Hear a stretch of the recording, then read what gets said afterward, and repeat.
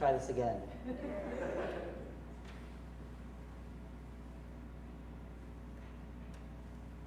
I must confess, I don't know why we do it. It doesn't make sense that God would give a call to us, yearning for us to follow, to lead, to love, to forgive, to be bound in community and grace to one another, and yet we sometimes get in the way. It doesn't make sense. I mean, it's not that I don't understand it, but I wonder, might there be another way? I do find solace in knowing that our forebears struggled with fear and self-doubt, much like us. In today's reading, we have two such stories of the prophet Isaiah and Peter. There's just something about knowing that we're not alone that links us to our common humanity, an experience that gives me hope, courage, and strength to give it another go. Our self-doubts and fears play off each other. They feed off each other, growing and growing. When we, like Peter, ask God to depart from us, for we are sinful, we, like Isaiah, lament, "Woe to me, I am ruined, for I am blank of blank." I do not claim to speak for everyone, but I can imagine many of you, like me, struggling with these same doubts. We get in our own way. Peter is the obstacle between himself and God. When he asks Jesus to depart, notice that Jesus does not, even for 1 second, leave Peter. Instead, he asks him to follow him, quite the opposite. For Isaiah, whose doubt has crippled him to the point of believing himself to be too unclean, too unworthy, too undeserving, too inadequate, of being insufficient, of being a failure. All of this, our fears of being inadequate, of being insufficient, of being a failure, of being unworthy, just like Isaiah, of human finitude, of being too queer or too female, or too trans or too fat or too stupid or too lazy or too poor. Whatever it might be for you, they get in our way. It's like God is standing there, arms reached out to us, saying, "Here, have some mercy." We're like, "Oh, nah, you couldn't possibly mean that grace is for me, for the few and the proud." We've decided in our heads and our hearts that God reserves the grace for only the few and the proud, or someone in that small circle of people we've decided are worthy. I'm here to tell you you were wrong about that. So was I. God's mercy is like the drag net that the fishermen used. It doesn't just get to the good fish, the worthy fish, the fish who have their life together, the fish who are hetero or cis or who've never lied or cheated or messed up in any way. God's mercy, like the drag net, picks up all the rocks and plants and edible fish and inedible fish and junk that's been tossed into the ocean and gathers it all in, then says, "Here, have some mercy." Or it's like God standing there, like, "Hey, love, have some forgiveness." And we're like, "No, I mean, forgiveness is for those who've truly changed their life, not people who do better and then mess up, and do better and then mess up. It's for people who've got it all figured out, who've never hurt anyone like I have. It's not for people like me." God's like, "No, you're not listening. It's for you, all of you, the hurt and the confused, the forsaken and outcast. It's for each and every one of you." Or it's like God standing there like, "Hey, dude, I love you." We're like, "No, you mean you will love me if I never mess up. I always love my neighbor, and I never miss church, and I never miss a chance to offer compassion to a stranger. If I never say harsh words to a loved one in the heat of anger, if I never do any or say any of the wrong things."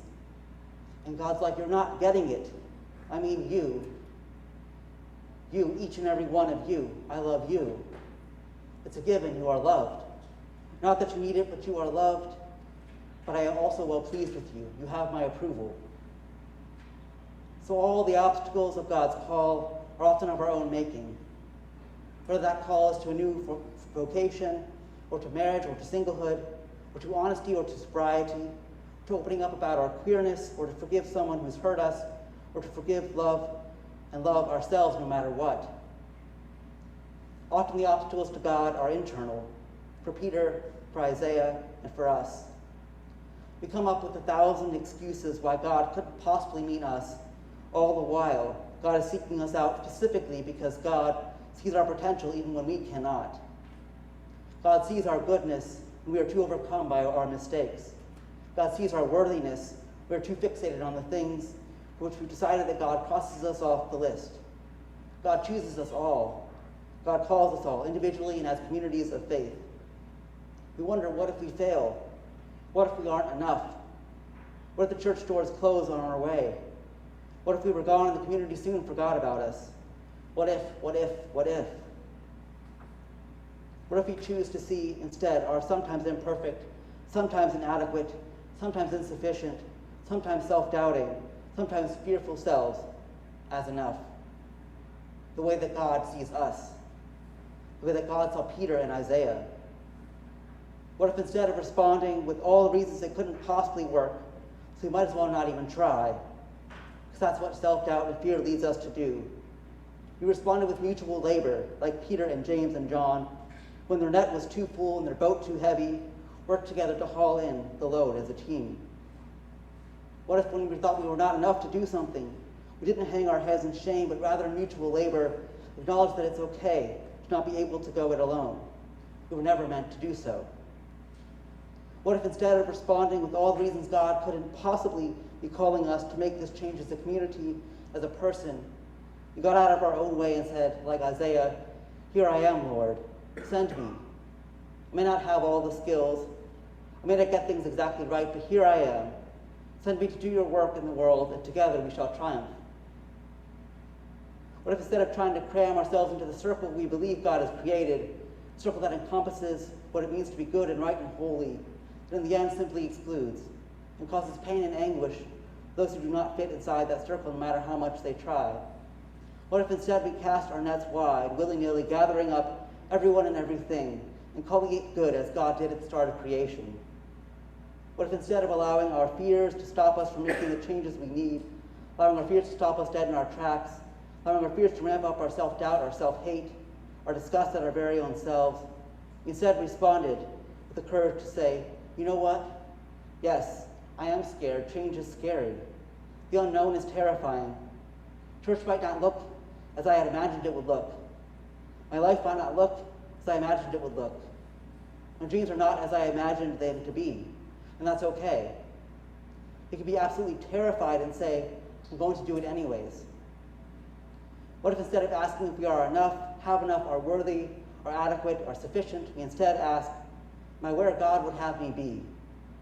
Are we as a community where God would have us be? And answering honestly, without fear of reservation, holding nothing back, what would our world look like then? Who would we be? And asking again, am I where God would have me be? Amen.